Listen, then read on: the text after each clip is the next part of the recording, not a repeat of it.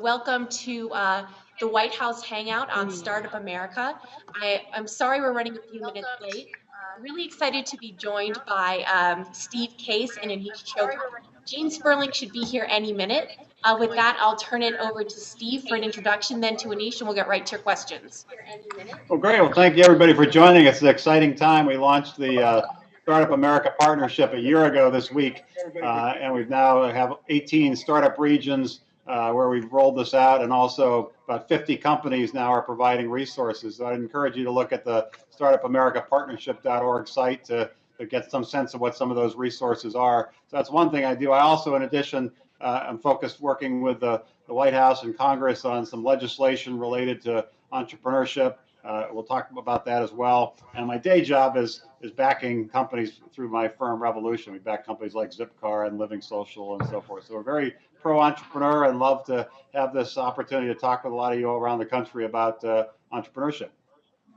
Cool. Thanks, Steve. My name is Anish Chopra. I'm the President's Chief Technology Officer. Part of my responsibility is to bring about entrepreneurial focus to health, energy, education, and some of the biggest challenges the country faces. As Steve mentioned, we took a lot of input as part of the Startup America collaboration, understanding where we had barriers that were inhibiting economic growth and the success for our startup community. We listened to that feedback, and on earlier this week on Tuesday, the president at a cabinet meeting announced to the press and to the Congress a set of legislative items that he wished to support. Most of them have bipartisan support in the Congress to lower some of the barriers that we're seeing and to provide more tax credit support for entrepreneurs and address some of the challenges in our immigration system focused on some of the areas that are important for high growth entrepreneurship. And so we've had a lot of fun working with Steve and the partnership, and look forward to engaging with all of you on the questions today. Excellent. Well, let's get right to it. I'm going to start with Graham and Kylie over there in the lower left-hand corner. Okay, hi. Our question is about what the president mentioned during the State of the Union. He talked about incentives for companies that created jobs in the U.S. as opposed to overseas. And I wanted to know what type of companies had access to those incentives for creating jobs specifically in the U.S. and whether or not that would be accessible to entrepreneurs with early stage companies who are only hiring maybe 3, 4, or 5 people. And I guess a follow-up to that is, and how can Startup Missouri really help that if that incentive exists? Before we get to the response, I'd like to take a moment to introduce Gene Sperling, the director of the National Economic Council. I'll turn it over to Gene for a brief introduction, and then we'll get right back to your question. Hi, this is Gene Sperling. I'm the President's National Economic Advisor, and very, very happy to be here. And you know what? I won't hold things up more with intro comments, just to say that, you know, this president has been enormously committed to entrepreneurship and small business. This was what he hit when he did the American Jobs Act. He put many of the ideas out. He obviously made this a major part of his State of the Union. And these are things we believe we can get done. And I think the reason why everyone here is so important is that as partisan as things are here, as dysfunctional as we are here in Washington sometimes, I do believe, and I know Steve Case feels this way, that entrepreneurship is one of the things we could still come together on in 2012. Now, to answer your question, when the president looks at what kind of tax incentives you want to give when you are already in a very tough fiscal situation, he wants to make sure they are actually going to be the types of incentives that are not just good for companies, but we can also say they're going to be important for job creation, innovation, entrepreneurship in the United States. And if there's one thing that unites the themes of the different tax incentives that he's given, it's exactly that. What actually is going to mean higher value, higher innovation, greater jobs, more higher wages here in the U.S. So some of that goes to things like the R&E tax credit, where you get a tax cut for doing R&E here. That has to be done in the United States, and the benefit goes beyond the company. We as a country benefit when there's more innovation, more research taking place here. Manufacturing, the president has given a great encouragement in manufacturing, talking about a lower rate for manufacturing, doubling the deduction for manufacturing for people who are creating jobs here. having a global minimum tax so that when people are trying to figure out where are they going to locate jobs, they don't think they should be part of a race to the bottom where they are going to a tax haven. They're thinking about the important things. What's the workforce? What's the best place to locate and create jobs? And then on small business, the reason why the president has always been so aggressive on small business tax relief, whether it's the zero capital gains for investment held in small companies with 50 million or less revenues, the reason why he's offered a tax cut for small businesses, increasing their hiring now, the reason why we proposed the different measures for access to capital financing for IPOs is quite simply this is innovation that is not only good for the innovator or the particular person, but for the economy as a whole. You know you're creating jobs, they stay here. You know you're not thinking from day one, how do you simply use a, how is that going to be outsourced? You're thinking, how are you building job growth here in our communities so that you can sell in global markets, but that job growth is fundamentally here. So again, in a tight budget, the president's looking for what are the tax incentives for entrepreneurship, for small business, for manufacturers that are going to mean job creation here at home. Okay. Thank you. Thank you. Thanks so much. Steve, Anish, I open it to you. Otherwise, we can move on to another question. I just want to add one thing that what Gene said. First of all, I should thank Gene for the leadership he's been providing at the White House. The rollout earlier this week by the president of the Startup America legislative agenda, he and his team has been spending a lot of time on it, so I appreciate that. There are a lot of different components to it. He talks about some of the tax incentives. Another area that's really important that will help a lot of young startup companies and companies starting to ramp up is what's called crowdfunding, using some of the platforms that have developed that can help fund a project like a documentary to now fund a company. And so that's very important. That again has bipartisan support. So that's one of the things we need to get done in the next couple of months as part of this Startup America agenda. Gene also mentioned trying to have an on-ramp for IPOs. Companies are growing fast, are less likely to go public these days because of the cost of that. And sometimes instead of going public, they get sold. And it's better to have them go public and have access to capital so they can grow and create more jobs. So there's a variety of different components. What I'm excited by is there really is bipartisan support. People want to get this done. So even though it's a tough election year and the partisanship here in Washington, D.C. is really tough on these issues of entrepreneurship and giving them the tools they need to be successful, there is bipartisan support. And hopefully in the next couple of months with push from all you folks in the entrepreneurial community, the tech community, other communities to get Washington focused on this, I think we can get something passed and signed by the president in the next couple of months. Okay. And Corey, I'll just add one comment, perhaps a theme for the rest of the Hangout. There are certain provisions that are live now that you might be able to take advantage of for your members in Startup Missouri. Number one, for students who are leaving college with a lot of debt, the president announced an income-based repayment program that essentially caps the amount of money they have to spend on their student loans while they get a new business off the ground. So on the one hand, you want to raise money, but if you can also lower the cost of starting a new business, that's a benefit too. So that provision, it's today at 15%. We're going to soon roll that out at 10% of their income, which I think is going to be a big opportunity for student entrepreneurs. And then in a related note, the president's judgment to expand access to the parents' health insurance program through the age of 26 has been another cost reducer for entrepreneurs. So I just think it's important to see what's live now and what's been proposed. So those are two that are live. Okay. Thank you. Thank you. Thank you. Excellent. Thanks so much. I'm going to kick it over to Jeffrey to pose the next question to the group. All right. Thanks for inviting me to join the Hangout. I really do appreciate everyone's time. My name's Jeff Nesson, and I am the CEO of a startup IT services company. We're focused on helping companies make a transition from traditional IT product sales over to solution sales, which is really the trend in the industry. And we do that really by helping make it easier for them to sell services, as easy to sell services or easier than it is to sell product. And so, we think there's a lot of value that technology brings. Obviously, this is a great demonstration of that.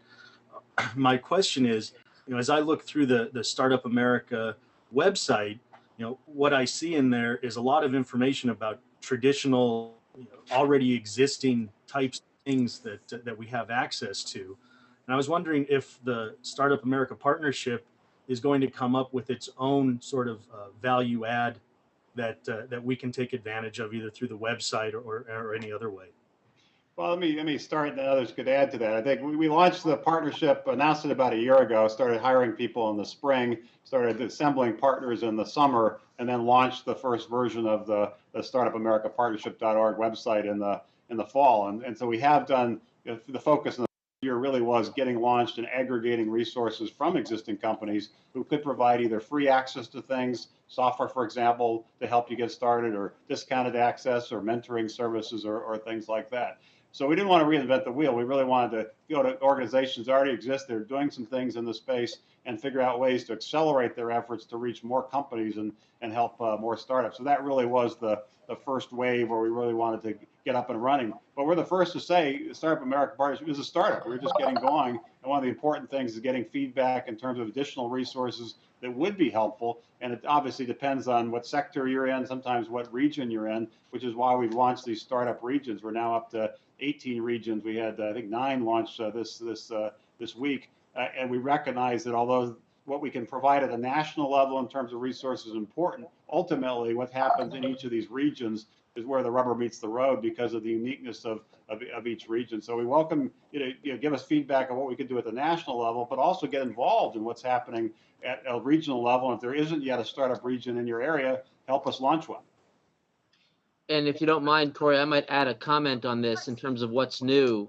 Some of the growth markets, the jobs and industries of the future, actually are in some of these regulated or semi-regulated markets, industries like healthcare, energy, and education that really haven't had the kind of productivity gains that normally are associated with industries that have incorporated IT, perhaps as your firm might make available.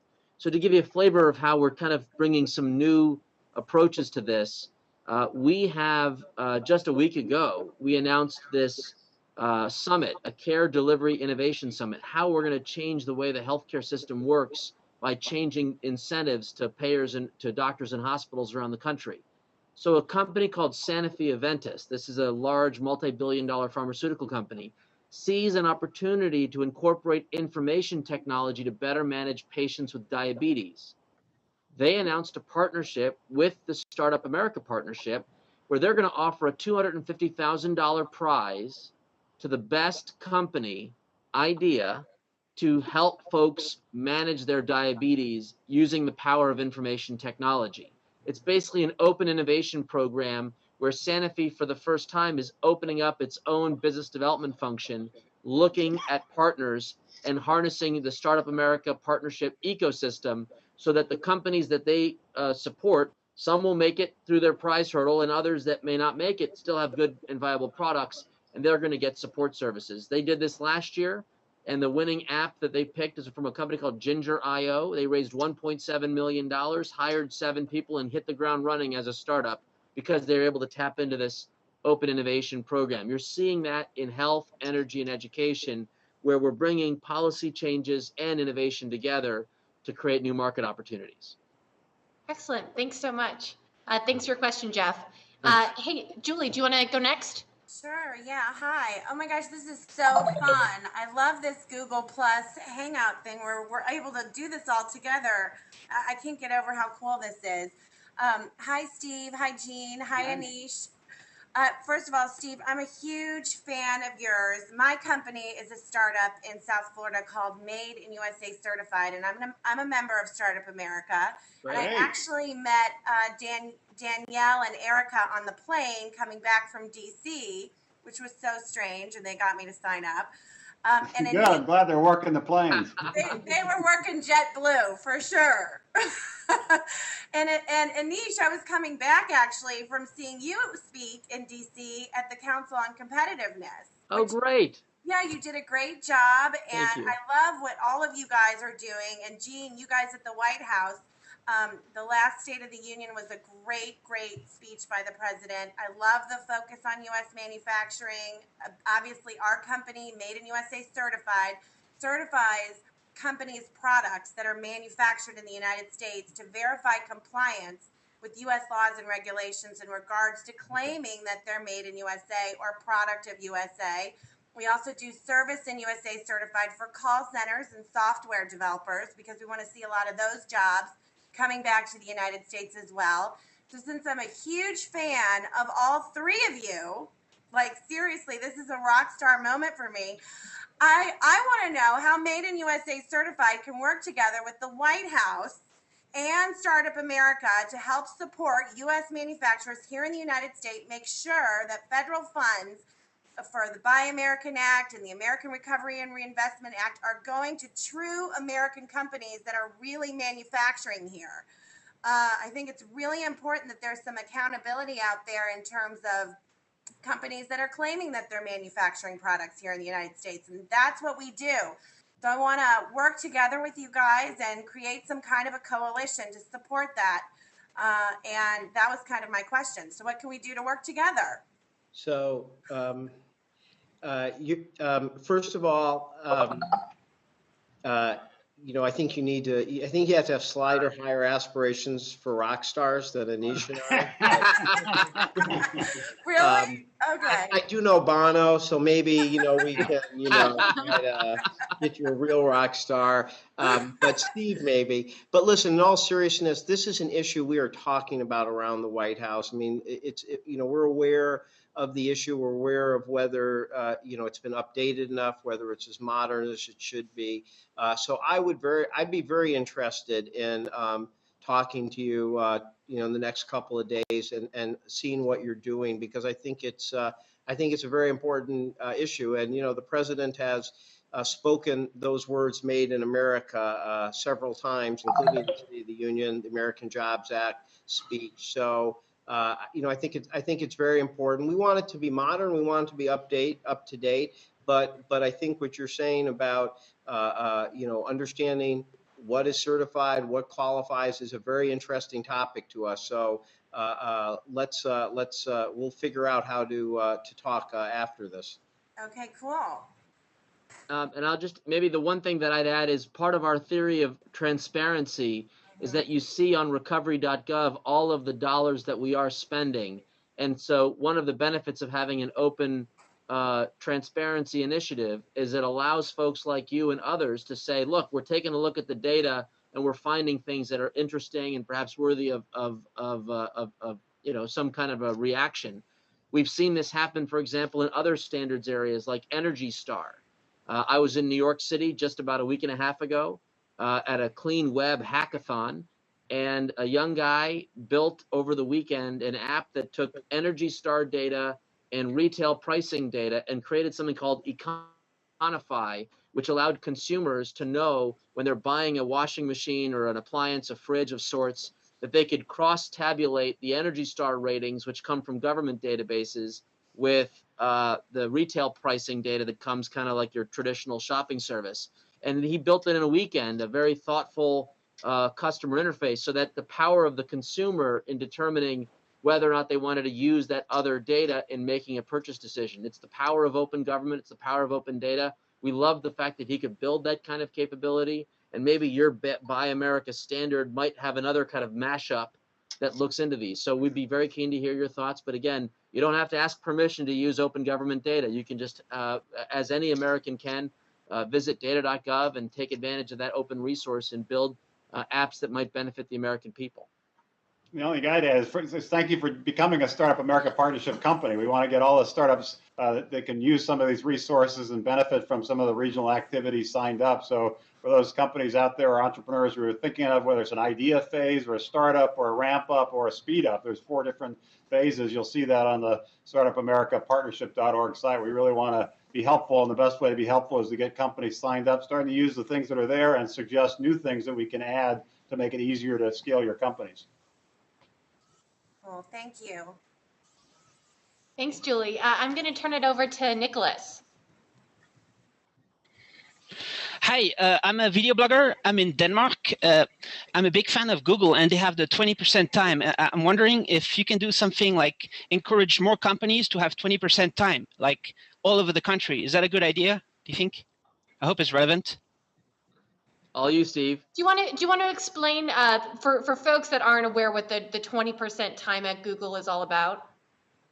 So as far as I understand, like all the employees at Google, they can do whatever they want 20% of the time, right? And they still get a salary, like they still get paid to basically do whatever they want. And it's kind of successful for Google, right? So why can't it be successful for the rest of the country, for every company in society?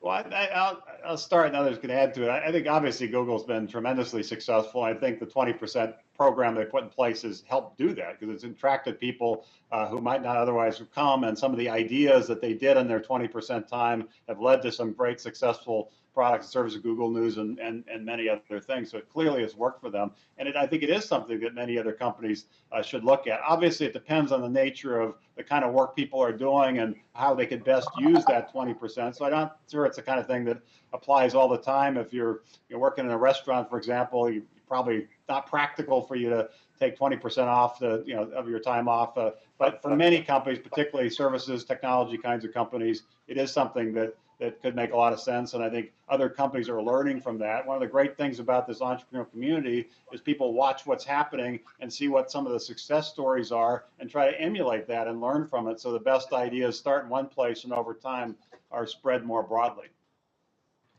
I don't know if we would comment on the 20% time, but I'll just use this as a chance to say a word or two about how we're trying to change the way Washington works. I'll just share 3 brief anecdotes. Number one, we're celebrating innovators in the government itself who come up with ideas that are beneficial to the American taxpayer. So the president launched the SAVE Award to celebrate frontline workers with great ideas. And so we're trying to create that culture of innovation and entrepreneurship inside the government.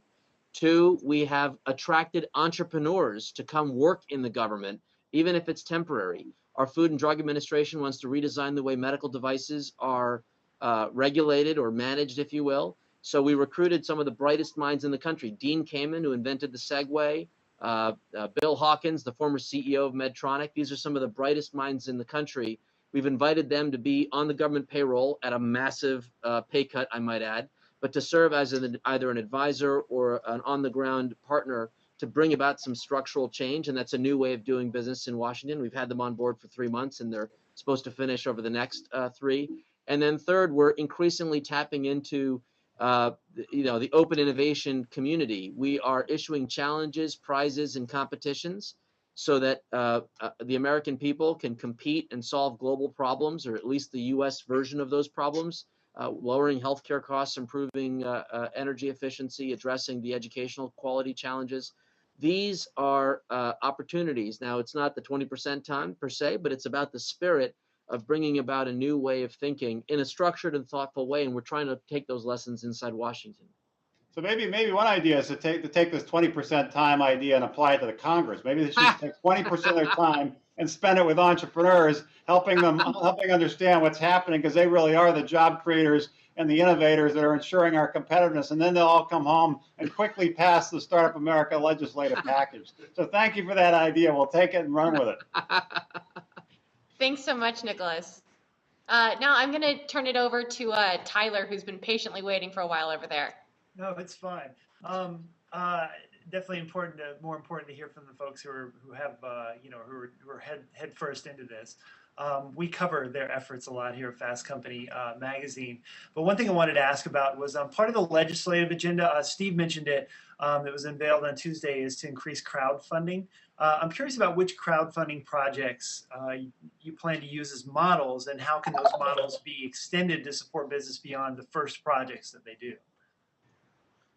I'll defer to Steve, but I'll share a few on our end. I mean, we've been very impressed with the degree to which platforms like Indiegogo and Kickstarter have had providing the kind of project support. You actually mentioned it in our pregame warm-up. And I think the point here is it's an example of a modest policy intervention. We're not talking about massive taxpayer dollars or massive new regulation. In fact, it's quite the opposite. It's actually simplifying the notion of commonwealth, the neighborly function. If we can pool our resources for a political campaign or pool our resources for a charitable cause, we might be able to pool our resources to get some of these companies off the ground. And as the cost of launching a new business, especially those that are taking advantage of the internet ecosystem, as the cost to launch a new business falls dramatically, the potential for some of these platforms to have impact is just incredible. So this is really, I think it's more a story about smart planning and smart government in the context of this wasn't really a concept that had been in place even at the time they were building some of these consumer protections.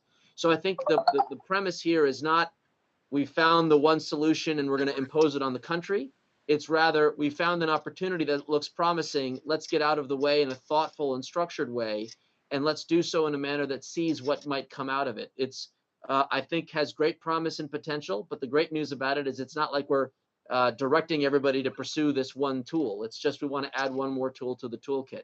I don't know, Yeah, I Steve, or think Gene, if you want to that comment. add to that it's a very important way to provide capital to entrepreneurs. A lot of companies get started with kind of friends and family money, getting $100 here and $500 there, but that only gets you so far. And there's a big gap between that and sort of the traditional venture capitalists who are looking for companies sometimes a little bit further along. So crowdfunding platforms really weren't possible before. It really required the ubiquity of the internet and some of the reputation, transparency, trust capabilities that are now embedded in the platforms on the internet. But it's really a way to create a marketplace for people with good ideas who right now don't necessarily have access to capital, and people who are willing to invest in ideas, particularly invest in companies that want to grow in America and do innovative things. How do you bring them together while at the same time doing it in a way that preserves reasonable protection? So having the right kind of limitations. I think the White House proposal this week said that people should be able to invest, for example, up to $10,000 or 10% of their income just to put the right kind of protection on it. But there are a lot of companies who could get 300 or 500 or 1,000 people to each put $5,000 or $10,000 into an idea. Some of those won't be successful, but some of them may end up being very successful. So it opens up the investment process to a broader group, helps a lot of entrepreneurs start and scale their companies, and does it in a way that's has appropriate levels of consumer protection. So I applaud the work of the White House. It builds on work that's already in place, and a number of people have proposed this in Congress, both the House and the Senate, Republicans and Democrats over the past year. So this really is something that has bipartisan support. So it should be part of the Startup America legislative package that I mentioned hopefully will get passed by the House and the Senate and signed by the president in the next couple of months. Yeah, I agree with Steve. I think this is something that is a new concept for a lot of members of Congress. It's passed the House. I think the Senate has been working with us on trying, as Steve said, to find a degree of the investor protection so that we can let this new form of democratic, a broadly based form of capital formation take place, unleash the potential, the entrepreneurship, and yet be able to provide some guarantee, some protection that this isn't going to be an easy source for those who want to do ill, as opposed to those who have big ideas and want to grow and create jobs. And we're working through those important details. But again, I do think this is one of the type of things we could actually see get done this year. Hey, one more quick story. I remember after the president released it, the guys that funded or started WeFunder, I think in Boston, launched a petition who would pledge to provide up to $1,000 for startups. And in less than a week, I think they've attracted $4 million in pledges. That just is the beginning of what I think is an opportunity. And I see Eric Reese in the corner, if that's who I can see there. Let's apply those lean startup principles to bring out the creative juices of the American people. It couldn't be more exciting. Hey, Eric, I'll turn it over to you. Thanks. Oh, thank you. Hey guys, it's an honor to be with you. I thought it would be really useful. I talk a lot to entrepreneurs about the possibility of working with the government. Fulfilling Tim O'Reilly's idea of the government as platform, and I'm just wondering. Let's be honest. I encounter a lot of skepticism on the part of entrepreneurs that there's anything really going on, that this is anything more than PR. And I thought it might be helpful if you guys would talk about some of the internal innovation and startup things. I know things like Green Button, Blue Button that are actually starting to work in a different way inside the government. Well, Eric, I might use this as a chance to just share a story for others that may not know this. When we were launching the new agency, the Consumer Financial Protection Bureau, one of our theories was that we should run the agency like a startup. And so my deputy chief technology officer, Eugene Wong, was dispatched over to help the agency get started. And we had dinner with Eric and a group of folks from California to get ideas on how to apply some lean startup principles to government. And just as an example, the president this week unveiled a homeowner's bill of rights. In fact, Gene helped bring to life a set of policies that are really important for the American homeowner. And one of the first elements of that bill of rights was a simplified mortgage disclosure form. And the story, though, is more of the lean startup mentality. The agency, in order to get to the simplified disclosure form, rather than just relying on Washington insiders to give us feedback, opened it up to the American people and opened up essentially, pick your favorite mortgage form. They put 2 forms up on the website, know before you owe. They allowed the customers to click on the sites and to create input as to whether or not there are certain features that worked and didn't work. Tens of thousands of Americans provided that input. We've gone through 9 rounds of iteration on the form, and in the spirit of Eric's thinking, that dinner conversation led to that philosophy that we went live with, and you saw the president highlight that form just this week. And as you mentioned, liberating data from utilities through green button that allows an individual using federally governed standards, or I should say convened standards, on how to get your energy information in 1-hour increments by pushing a simple green button, in one weekend led to like 150 developers building products just on that piece of data alone. So green button in energy, blue button in healthcare, and we just announced with Secretary Arnie Duncan an initiative on my data, not a color, but my data for parents and families for assessment information in schools. So that's the spirit of this. I don't know if Gene or Steve want to say a word or two about how we can take advantage of some of these resources in Washington. Yeah, I think I understand the skepticism people have, but frankly, any entrepreneur understands that one, because we're out talking about their idea, trying to raise money. Most of the people they talk to are skeptical. They never really believe. I remember we started AOL back in 1985. It was one of the first companies. Nobody believed at the time would ever want to do these things. We had something like 3% of people online at the time, and everybody thought our team was crazy to be focusing on this. And when we were talking about someday we thought everybody would be connected and be multiple devices, and email and e-commerce would be part of everyday life. In the 1980s, people thought we were crazy and were very skeptical. So I understand that. And frankly, personally, when I was asked a year and a half ago to join the National Advisory Council on Innovation and Entrepreneurship, but I was skeptical of exactly what they would do, but they put out some really great work around access to capital, including things around crowdfunding and IPOs. And a year ago, I was asked by the White House to chair the Startup America Partnership, and I said, happy to consider it, but what exactly are we going to do here? And I wanted to make sure there was a component around policy, and talk to the president and Gene and Anish and Karen Mills, who heads the SBA, and Valerie Jarrett and others, and they really made a commitment to that, then launched the Jobs Council. And there's been a key focus there around high growth entrepreneurship. So I understand the skepticism, but in my experience the last year and a half is people are taking this seriously. They do recognize that entrepreneurship is the secret sauce that's built our nation, and they are very focused on making sure we have the right pro-entrepreneurship policies in place, whether it be what Congress can do or what the administration can do on its own, and they've already taken some steps with the SBA and the Patent Office, and what the private sector can do, which is what the point of the Startup America Partnership effort is. So there's still a lot of work to be done, but I feel good about the progress over the last year and a half. But it's good to keep that skepticism, make sure everybody's focused on really pushing the envelope of what's possible here. Yeah, I mean, this is Gene. I think there's, what we're doing to actually promote entrepreneurship. And of course, I don't blame people for being skeptical about Washington right now. This is not the highest point of functionality in the United States Congress, with a very divided Congress. But on the other hand, as we've said, I think the fact that you have the United States Congress aware, debating, thinking about passing something like a crowdfunding piece of legislation about, after many, many years now, having taking steps to reduce the decline in IPOs among small companies, which used to be 80% of IPOs, but now is perhaps 20%. The kind of constant focus on this, and then, or even just expanding the ability to get finance and capital, particularly after banks started to freeze up. All of these show, I think, a real commitment. Now, in terms of the government, Nisha's right. We have some abilities to show some startup behavior, but also think about, the president talks about we can't wait, and it's really a challenge to all of us in the administration elsewhere to think really exactly about how do you apply a bit of entrepreneurship to what can be done without necessarily having something pass the United States Congress. Startup America.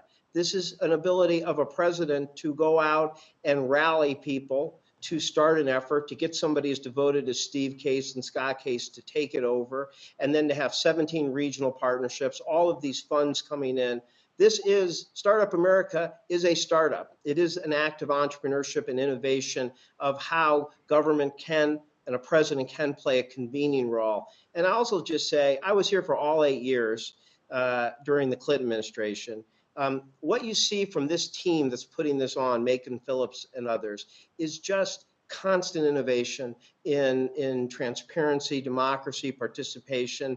It's inspiring to me to come back into the White House 8-10 years later and see this being driven by people who were probably 5 years old the last time I was in the government. And whether it's what we're doing today or we the people, the fact that this White House essentially frees them to lead us, to come up with innovative ways to communicate, to increase democracy, exactly what President Obama talked about when he ran. These are not, believe me, these are not orders coming down from the 53-year-olds here. These are the 25-year-olds saying, here's what we're doing unless someone's got a major objection. And usually we don't, or we could, or they are implementing before we could even come up with one. All right, well, I'm going to just ask one more question for each of you to answer. A ton of folks on the White House Google Plus page have been asking about young people and entrepreneurship, young people that are interested in their own startups or sort of just looking for a place to start. To Jean, Anish, and Steve, what's your message to young people that are curious about their opportunities in this field? One thing I think, I'm going to go back to something Anish was saying earlier, and again, I'm dating myself as somebody who was here back in the 90s, but it is interesting that on this whole issue of your student loans, we heard this in the 90s. People were not getting the education they wanted. They were worried about crushing debt, or they were not always pursuing some of the more public-minded jobs because they had crushing debt.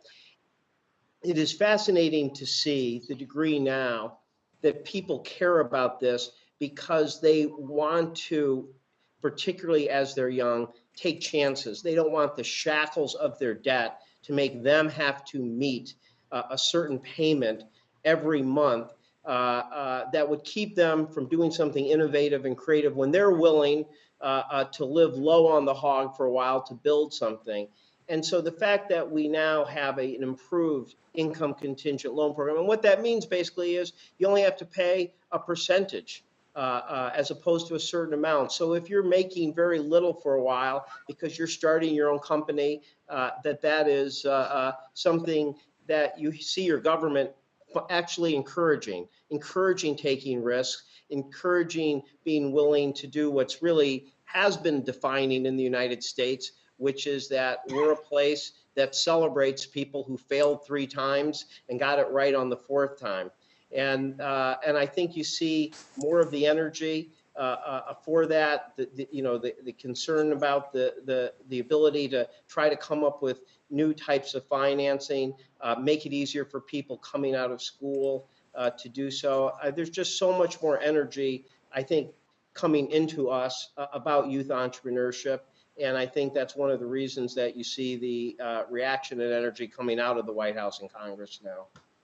I just add to that the part of this is celebrating entrepreneurship and really making them American heroes. And I think people see when Steve Jobs, for example, passed away, the mourning all around the country, really all around the world for what he did and how he contributed to the world. Young people coming up saying, I want to be like Steve Jobs or Mark Zuckerberg, who's obviously created Facebook this week. They're in the news because of their IPO. I realize He wasn't even born when I started AOL.